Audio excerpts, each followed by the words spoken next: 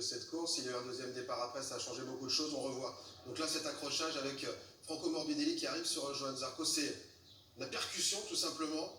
Et alors surtout après, là où ça nous a dressé les poils sur les bras, c'est que les deux motos passent à quelques centimètres de Valentino Rossi, entre Vignales et Rossi.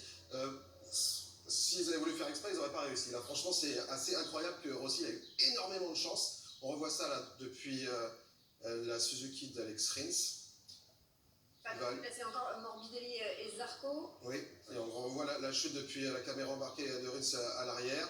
Les motos désintégrées, Rins qui peut les éviter. Là, cette image, elle est impressionnante. La moto de Morbidelli qui passe à une vitesse folle entre les deux pilotes Yamaha. Et la deuxième, celle de Johan Zarco aussi, qui passe juste devant.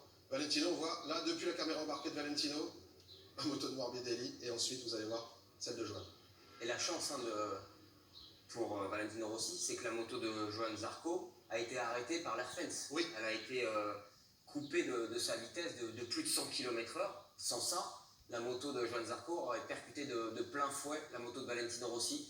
Et là, ça n'aurait pas été la même chose pour le pilote italien. Donc on a eu deux gros accidents et personne n'a été blessé. Franchement, c'est un miracle. C'est un miracle, effectivement, des images